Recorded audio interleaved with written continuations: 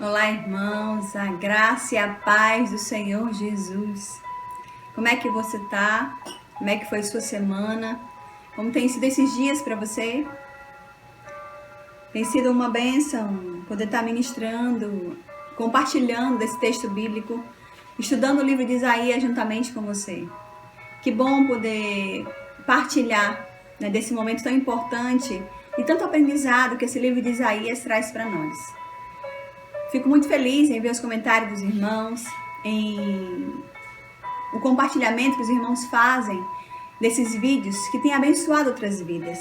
Esse é o objetivo de estarmos aqui e estudarmos juntos, né? Esses vídeos têm abençoado a sua casa, a sua vida. Eu também te convido, se você ainda não se inscreveu no nosso canal, se inscreve no canal para acompanhar os próximos capítulos que virão do livro de Isaías, como também outros textos. Se você deseja estudar outro livro da Bíblia, que você possa compartilhar aí, comentar, uma opção que a gente possa estudar e pensarmos juntos para refletir acerca de mensagens sequenciais de textos bíblicos.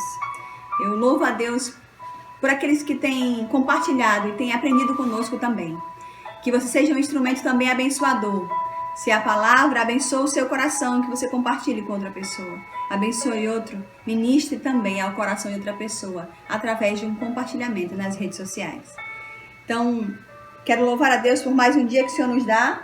Hoje nós iremos estudar o capítulo 5 do livro de Isaías. O capítulo 5 do livro de Isaías, ele tem algumas questões peculiares que nos trazem como desafio. E eu queria compartilhar com você. Capítulo 5 do livro de Isaías, nós vamos hoje estudar todo o capítulo, do verso 1 até o verso 30, que diz assim o texto da palavra do Senhor. Agora cantarei ao meu amado o cântico do meu amado a respeito da sua vinha. O meu amado teve uma vinha no outeiro fertilíssimo, sachou-a, limpou das pedras e as plantou de vides escolhidas. Edificou no meio dela uma torre e também abriu um lagar. Ele esperava que desse uvas boas, mas deu uvas bravas. Agora, pois, ó moradores de Jerusalém e homens de Judá, julgai-vos, peço, entre mim e a minha vinha. Que mais se podia fazer ainda a minha vinha, que eu não lhe tenha feito? E como esperando eu que desse uvas boas, veio a produzir uvas bravas. Agora, pois, vos farei saber o que pretendo fazer à minha vinha. Tirarei a sua sebe, para que a sirva de pasto, derribarei o seu muro para que seja pisada. Torná-la-ei em deserto, não será poldada nem sachada, mas crescerão nela espinheiros e abrolhos. As nuvens darem ordem que não derramem chuva sobre ela, porque a vinha do Senhor dos Exércitos é a casa de Israel, e os homens de Judá são a planta dileta do Senhor. Este desejou que exercessem juízo, e eis aí quebrantamento da lei, justiça, e eis aí clamor. Verso 8. Ai dos que ajuntam casa a casa, reúnem campo a campo, até que não haja mais lugar, e ficam como únicos moradores no meio da terra. A meus ouvidos, disse o Senhor dos Exércitos, em verdade, muitas casas ficarão desertas, até as grandes e belas sem moradores. 10 geiras de vinho não darão mais que um bato, e um homem cheio de semente não dará mais do que um efa. Ai dos que se levantam pela manhã e seguem a bebedice, e continuam até a alta noite, até que o vinho os esquente. Liras e harpas, tamborins e flautas, vinho há nos seus banquetes, porém não consideram os feitos do Senhor, nem olham para as obras de suas mãos. Verso 13. Portanto, o meu povo será levado cativo por falta de entendimento. Os seus nobres terão fome, e a sua multidão se secará de sede. Por isso, a cova aumentou o seu apetite, abriu a sua boca desmesuradamente. Para lá desce a glória de Jerusalém, e o seu tumulto, e o seu ruído, e quem nesse meio folgava? Verso 15. Então a gente se abate, e o povo e o homem se avilta, e os olhos dos altivos são humilhados.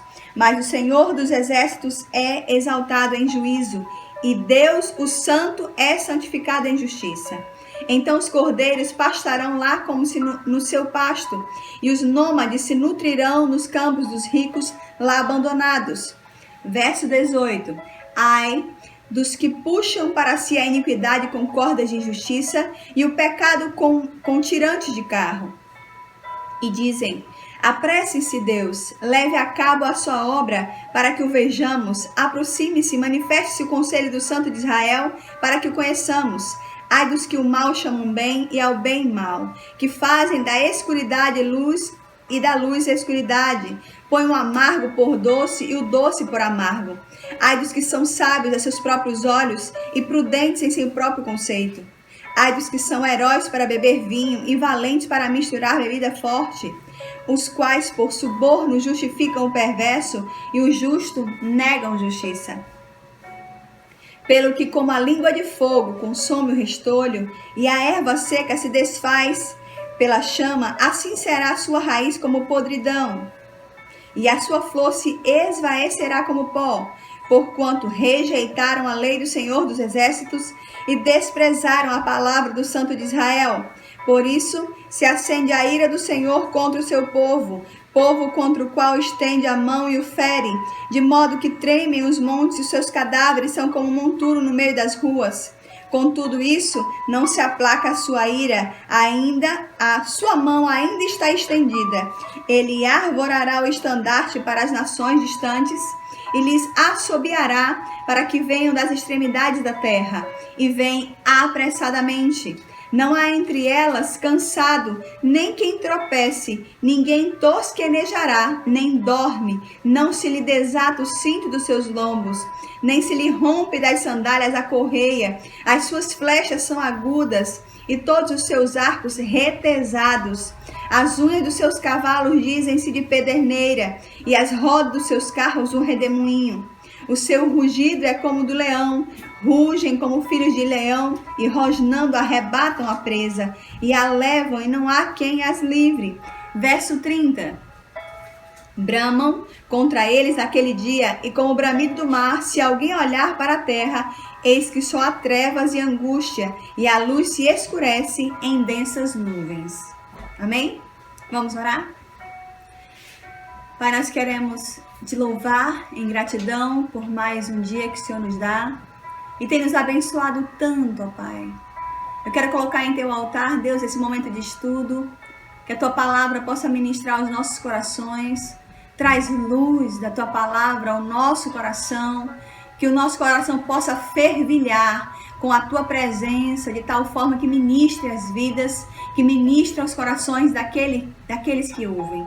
Coloca em teu altar, Deus, cada pessoa que há de ouvir e de ver esse vídeo, que o Senhor possa ministrar os seus corações de uma forma profunda, trazendo despertamento para a glória do teu nome. Assim nós te oramos e te damos a liberdade, Santo Espírito, para ministrar os nossos corações. Em nome de Jesus. Amém e graças a Deus. Amém? Bem, esse capítulo 5 do livro de Isaías, a gente vai trabalhar com o tema o investimento do Senhor da vinha. Esse texto ele vai esclarecer acerca desse tema, o investimento do Senhor da vinha. E esse capítulo 5, ele é uma das poucas parábolas do Antigo Testamento. E esse título, o que nós somos, refletem as escolhas que fazemos. O que nós executamos, que nós agimos, que nós planejamos e executamos, revela as escolhas que nós fazemos diariamente. E esse texto ele vai falar sobre o investimento do Senhor da vinha. E como início, como abertura, eu queria perguntar para você. Eu não sei se você tem filhos, ou também se você cuida de alguém, não sei da sua vida profissional, mas aqueles que têm filhos, quando você ministra, quando você tenta fazer o possível para dar a melhor educação para o seu filho, que tipo de educação você acha que tem dado para o seu filho? Que tipo de educação você tem dado para ele diariamente? Essa educação lhe custa dinheiro? essa educação lhe custa algum tipo de sacrifício? Você investe na vida do seu filho? Mas se esse investimento que você faz, será que o seu filho consegue ver isso como investimento? O que você espera do seu filho?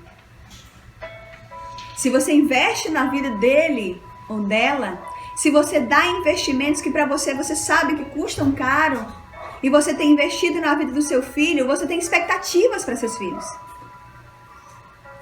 Você gera expectativas. E gerar expectativas para os nossos filhos ou para aqueles que a gente investe não é pecado. Não há pecado em investir e ter expectativas acerca disso. E é exatamente nesse contexto que vem o capítulo 5 do livro de Isaías. Deus investiu no seu povo. Essa é a razão do tema, o investimento do Senhor da vinha. Então, o profeta Isaías, ele nos apresenta nesse texto uma forma poética muito expressiva que ele traz.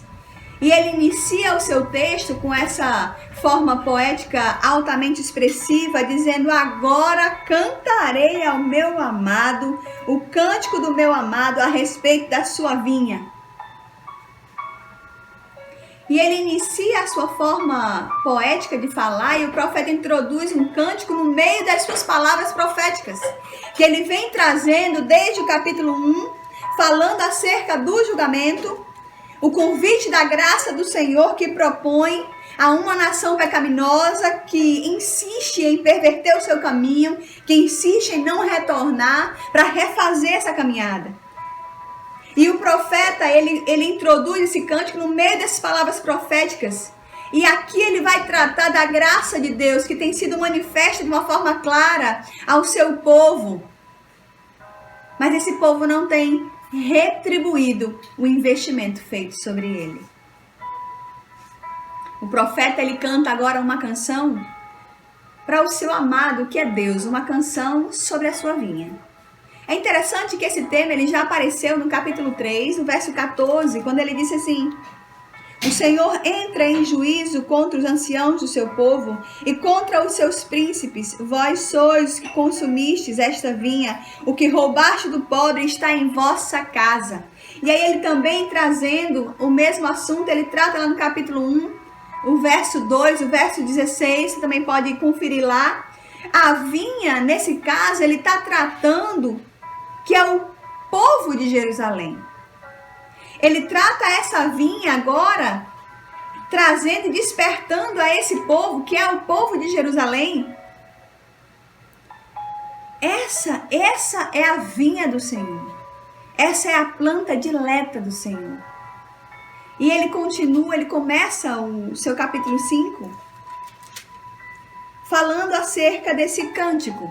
O cântico que ele faz de amor a esse Deus.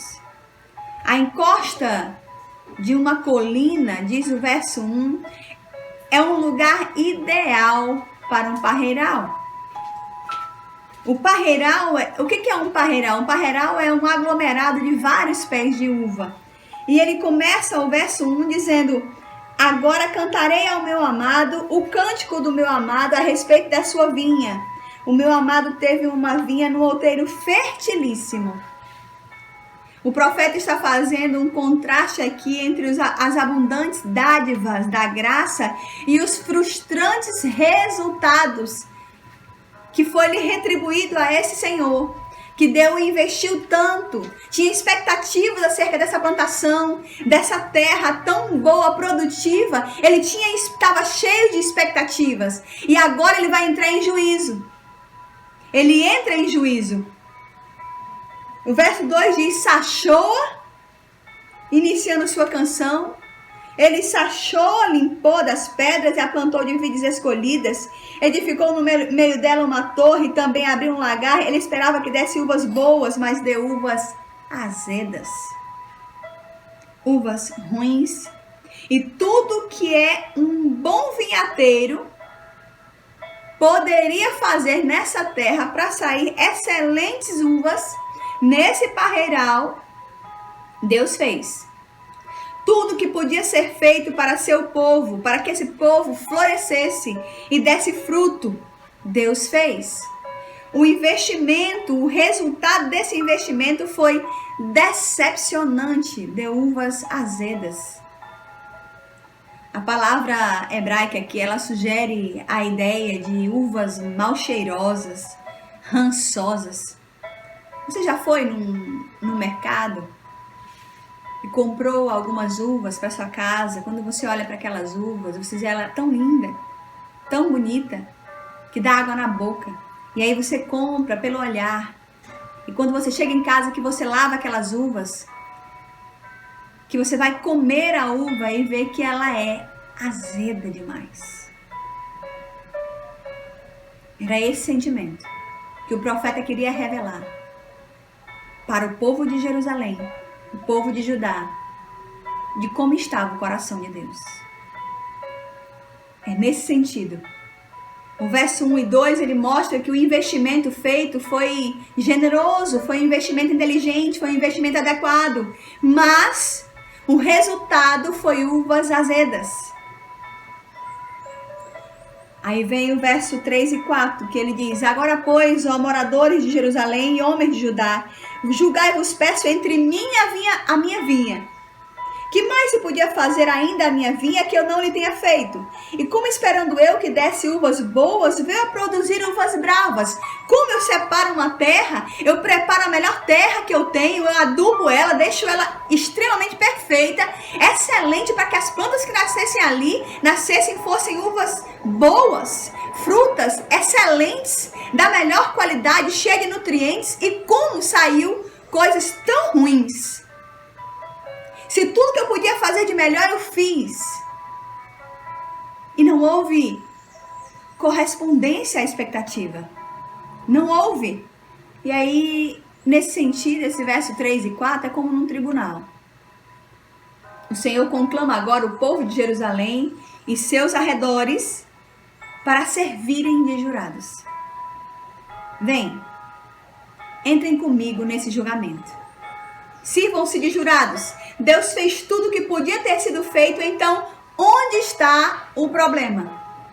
Se tudo que Deus podia, Ele fez, então onde estão os problemas? Por que os frutos ruins? Qual a razão desses frutos ruins? Verso 5, agora, pois, vos farei saber o que pretendo fazer à minha vinha. Como resultado de uma plantação excelente que eu fiz, preparei toda a terra, estava tudo pronto, as expectativas do meu investimento foi altíssimo. Estava tudo pronto, e na hora do resultado, na hora de retornar às expectativas, somente produziram frutos podres, mal cheirosos, como diz o texto original, rançosas, ruins. Então, já que produziram produtos tão ruins, agora ele diz: agora vos farei saber o que pretendo fazer à minha vinha. E aí ele começa a detalhar o que ele vai permitir fazer com essa vinha, devido à sua não correspondência no plano que Deus tinha projetado para esse barreirão, para essa vinha.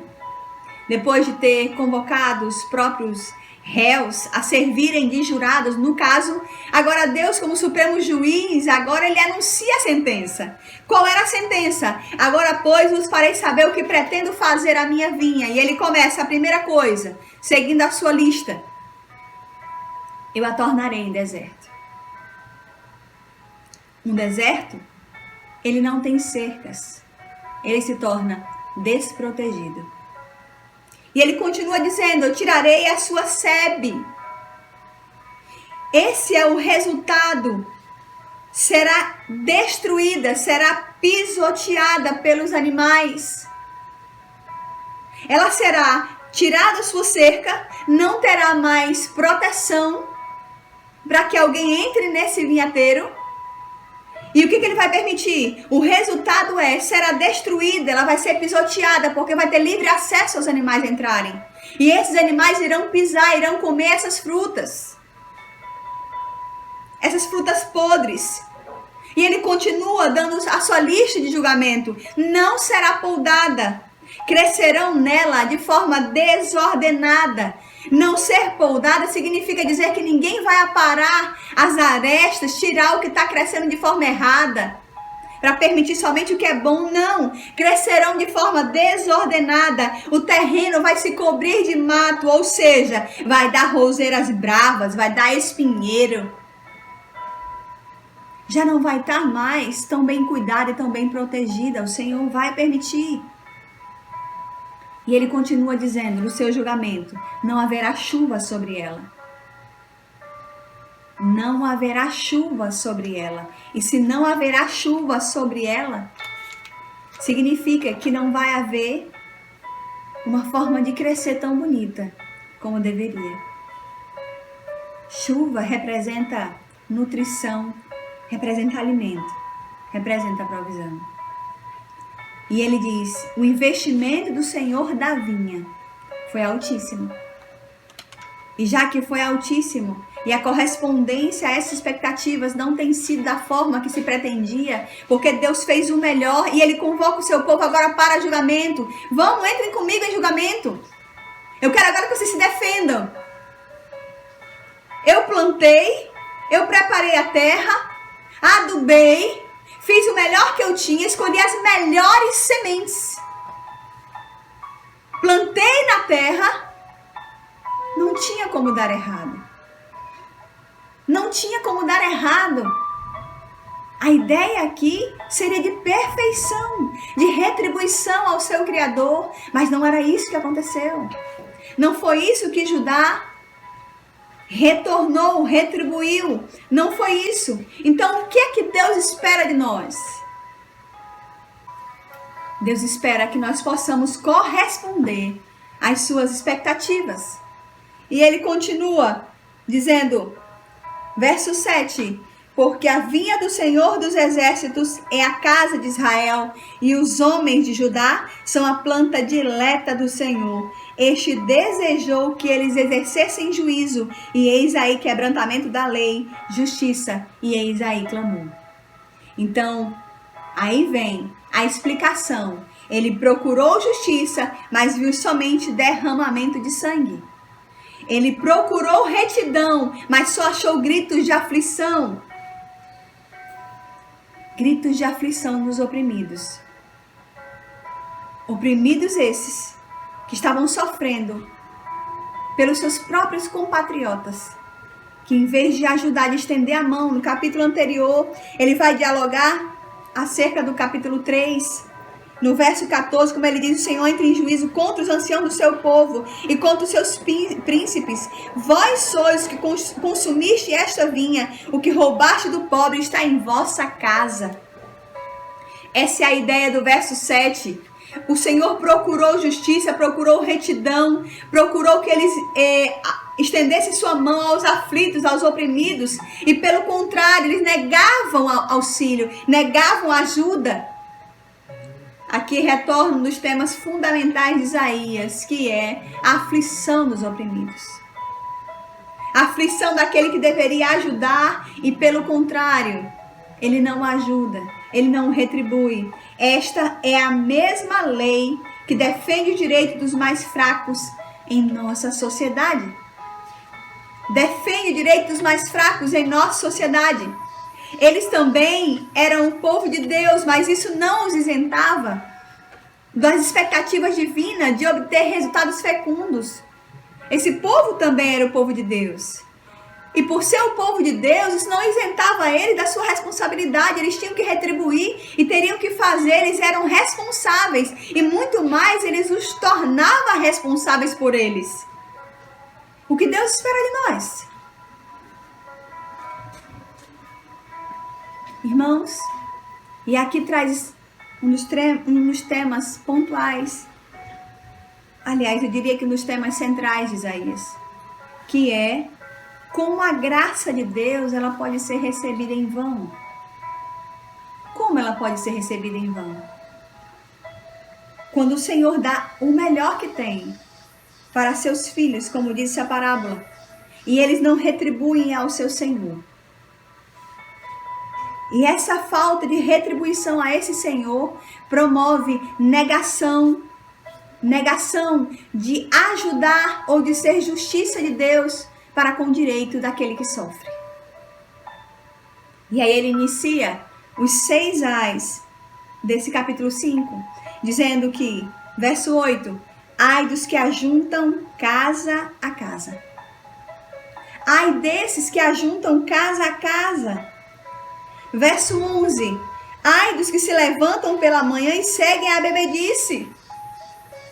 Ai desses. Terceiro ai, verso 18, ai dos que puxam para si a iniquidade com cordas de injustiça e o pecado como tirante de carro. Ai desses.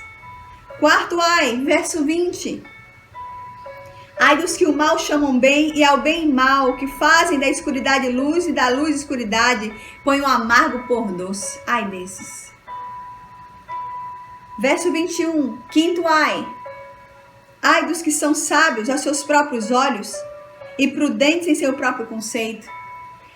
Verso 22, sexto ai, ai dos que são heróis para beber vinho e valentes para misturar bebida forte.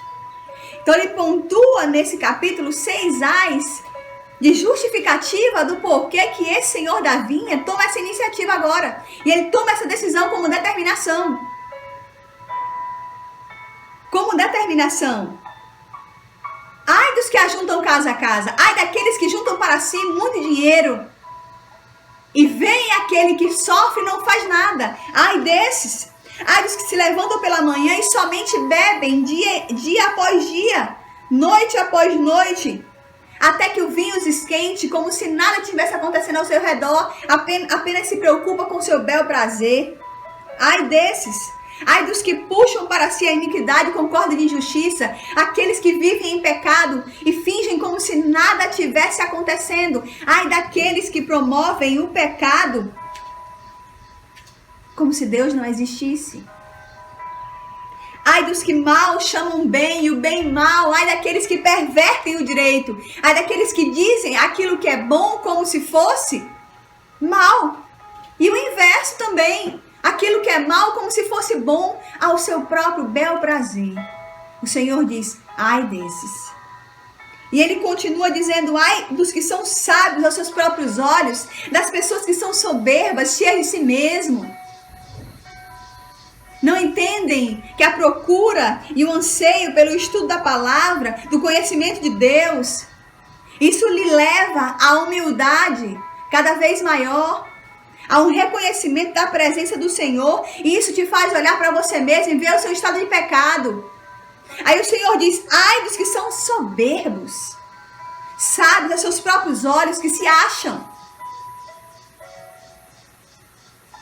E o sexto ai que ele traz, ai dos que são heróis para beber vinho e valentes na hora que bebem a bebida forte. Ai desses. Mas o verso 16, ele vai dizer assim, mas o Senhor dos exércitos é exaltado em juízo e Deus o Santo é santificado em justiça. O Senhor mais uma vez conclama aos remanescentes dizendo, o Senhor dos exércitos, ele é exaltado em juízo. E Deus o Santo, ele é santificado em justiça. Verso 24. Pelo que como a língua de fogo consome o restolho e a erva seca se desfaz pela chama, assim será a sua raiz como podridão e a sua flor se esvaecerá como pó, porquanto rejeitaram a lei do Senhor. Essa é a reclamação do Senhor da vinha. Esse Senhor da vinha que investiu o melhor que ele tinha para esse povo, preparou a melhor terra, deu tudo o que podia, escolheu aquele povo, selecionou eles para uma missão específica, tinha algo lindo para eles fazerem entre as nações, e eles não executaram. O Senhor diz,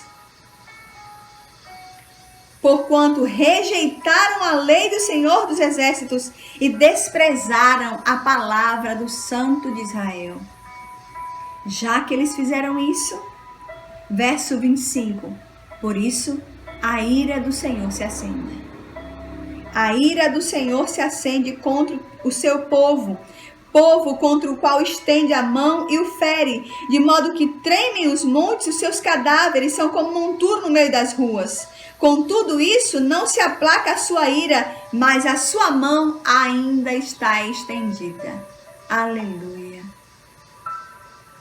Mesmo Deus revelando através da boca do profeta a sua ira contra esse povo, ele diz: contudo, não se aplaca a sua ira. A ira do Senhor dos Exércitos está estendida. Mas só que antes disso acontecer, e ele continua o verso 25, a parte B, dizendo: mas ainda está estendida a sua mão. Porque quando a mão do Senhor está estendida, ainda há misericórdia. Ainda há manifestação da graça. Quando a mão do Senhor dos Exércitos está estendida, ainda há segurança, ainda há proteção, ainda há. Aleluia. E o verso 25, a parte B, fecha esse capítulo 5, trazendo para nós a luz, dizendo: com tudo isso, a sua ira não se aplaca, mas ainda está estendida a sua mão. Ainda está estendida a sua mão. E ele diz o verso 26, ele arvorará o estandarte para as nações distantes e lhes assobiará para que venham das extremidades da terra e venham apressadamente. Aleluia. Aqui o Senhor revela um projeto lindo que ele já tinha às nações. Judá e Israel que se achava, por isso que ele diz: ai daqueles que são sábios aos seus próprios olhos, o povo escolhido, o povo separado pelo Senhor. O Senhor diz: ai de vocês que são sábios aos seus próprios olhos, vocês não executaram a missão. E o Senhor diz nesse verso 26, ele, o Senhor, arvorará o estandarte para as nações distantes, e ele assobiará. Apenas o assobio do Senhor convocará as nações para perto. Apenas o assobio do Senhor convocará as nações das extremidades da terra. O Senhor as trará para perto de si. E continua dizendo: e essas vêm apressadamente. Há um plano lindo que o Senhor fará. E ele diz: não há entre eles, entre esse povo que eu vou chamar, não há entre eles, esse povo, e não há entre eles cansado, nem quem tropece, não há entre eles ninguém que tosqueneje, não há entre eles ninguém que dorme. Esse era o plano de Deus para Israel. Não há entre eles. O Senhor diz: esse era o meu plano para vocês, mas já que vocês não executam, eu chamarei das extremidades da terra e trarei para perto de mim, e esses farão e executarão o plano para o qual foi dado, para o qual foi ofertado. A graça foi manifesta. E o Senhor diz: esses que eu trarei de longe, não há entre eles cansado, nem quem tropece, não há entre eles nem quem tosqueneja, nem dorme, não se desata o símbolo dos seus lombos, não se rompe as sandálias da correia, as suas flechas são agudas e todos os seus arcos retesados. E ele continua discorrendo, dizendo: o seu rugido é como um leão. Aqui já há uma grande profecia do Messias que viria. E esse Messias seria a ligação entre as nações. A ligação, o meio de salvação das nações para Deus. E ele diz o verso 30, bramam contra eles naquele dia como o bramido do mar. Se alguém olhar para a terra, eis que só há trevas e angústia, e a luz se escurece em densas trevas, até que o plano seja executado. Até que feche aquilo que viria para acontecer. E aquele povo escolhido que não executa mais, que Deus investiu tanto, investiu o seu melhor. O que Deus espera de nós? O que Deus espera desse povo? E nesse caso, como a graça de Deus ela pode ser recebida em vão? texto de 1 Coríntios, capítulo 6. 1 Coríntios, capítulo 6, o verso 1. Perdão, 2 Coríntios, capítulo 6. 2 Coríntios, capítulo 6, o verso 1 diz: E nós, na qualidade de cooperadores com ele, também vos exortamos a que não recebais em vão a graça de Deus. Paulo diz nesse verso 1 do capítulo 6 de 2 Coríntios: E nós, na qualidade de cooperadores com ele, também vos exortamos a que não recebais em vão a graça de Deus. O que Deus espera de nós. Como é que nós podemos receber essa graça e ela ser em vão? Como? Não é a graça a manifestação da bondade de Deus? Não é a graça a manifestação da bondade, do perdão de Deus por nós? Não é essa graça? Então o que Deus espera de nós? Essa graça, ela não só nos aceita, mas como também ela nos transforma. Essa graça, ela não só nos aceita, como também ela nos transforma. Então, o que é que Deus espera de nós? O que é que o Senhor da vinha espera dessa vinha? Ele espera que a gente possa perdoar como Ele perdoa. Ele espera que a gente possa fazer o que nós temos feito com essa graça transbordante de Deus. A gente precisa retribuir a essa graça em santificação, em transformação de vida, em mudança. A grande pergunta nesse capítulo é: será que somos um bom investimento? Será que nós somos um bom investimento? Esse capítulo 5, que discorre essa canção ao seu amado, o profeta lhe diz, diante desse texto, que era a terra tão boa, o Senhor cavou, colocou a melhor terra, fez o que ele tinha de melhor e deu apenas uvas rançosas, podres, ruins, que não serviam para nada. E por causa disso, o Senhor diz: eu vou tirar um monte de coisa, eu vou tirar a proteção, eu vou tirar a provisão, eu vou tirar de vocês. Vai permitir que nasça no meio de vocês espinheiros. Tudo porque vocês não retribuíram a todo o meu investimento. É isso que o Senhor está dizendo nesse capítulo 5. E ele conclama com os seus 6 ais, mas ele fecha dizendo: com tudo isso, a sua ira está acesa, mas a sua mão ainda está estendida. E enquanto a sua mão está estendida, a misericórdia, a graça, a perdão, a renovação. Enquanto a sua mão está estendida, ainda há esperança. E ele desperta, ele exorta o seu povo. E a pergunta, para encerrarmos: será que nós somos um bom investimento? Meu irmão, minha irmã, Deus investiu em você. Se Deus investiu em você, Deus pede para que você enfrente as suas fraquezas. Deus pede para que você enfrente as suas fraquezas, enfrente elas cara a cara. O que Deus espera de nós? Deus espera que nós possamos corresponder. Corresponder a quê? Corresponder ao seu amor amando. Corresponder ao seu perdão perdoando. Corresponder ao seu sacrifício libertando. O que Deus espera de nós? Deus espera de nós que manifestemos frutos que glorifiquem aquele que te criou e que te formou. Deus espera de nós que a gente possa glorificar aquele que nos criou e que nos formou. Eu não sei o que Deus tem ministrado ao seu coração, o que tem acontecido na sua vida. Mas eu queria orar por você. E se você se encontra nessa situação, eu queria que você se colocasse diante do Senhor nessa hora. Coloque seu coração diante de Deus. Se arrependa. Volte do caminho onde você parou. O Senhor investiu em você. E se Ele investiu em você, Ele acredita que terá retorno.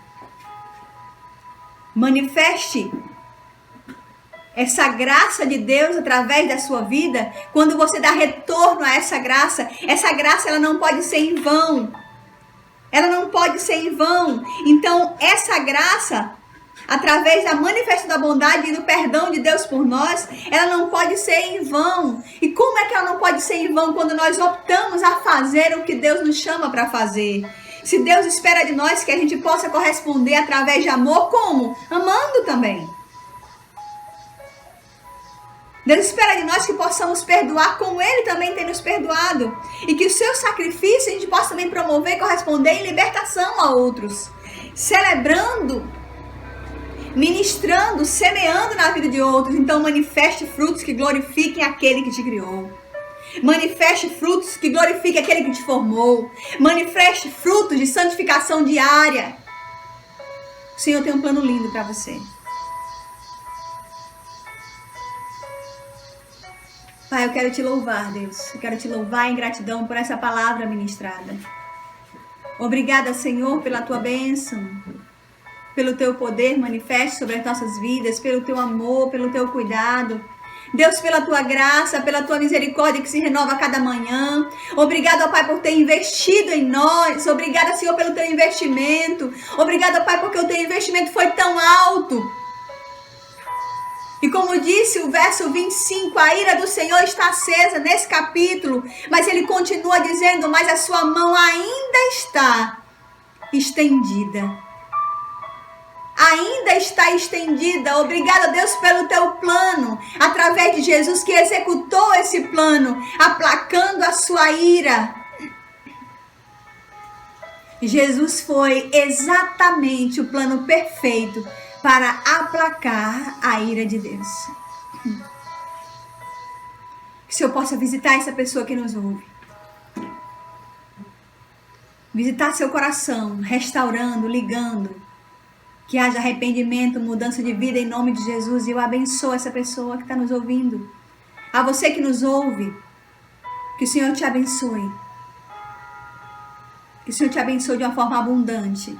Te fazendo ministrar o seu coração, vida, salvação, santificação, para a glória de Deus, que você seja um instrumento nas mãos do Senhor, glorificando a Deus Pai, manifestando a sua graça e sendo bênção na vida de outros. Quando nós somos bênção na vida de outros, nós estamos manifestando a graça de Deus. Amém? Deus te abençoe, que você seja abençoado, que o Senhor possa te usar poderosamente para a glória de Deus. Amém? Se esse vídeo abençoou a sua vida, que você possa compartilhar com outras pessoas. Curte aí esse vídeo, compartilha, comenta também, faz seu comentário. O que foi que Deus ministrou ao seu coração? Que seja uma bênção para você. Deus te abençoe. Foi um prazer estar com você. Até o próximo capítulo, capítulo 6, próxima semana. Deus te abençoe.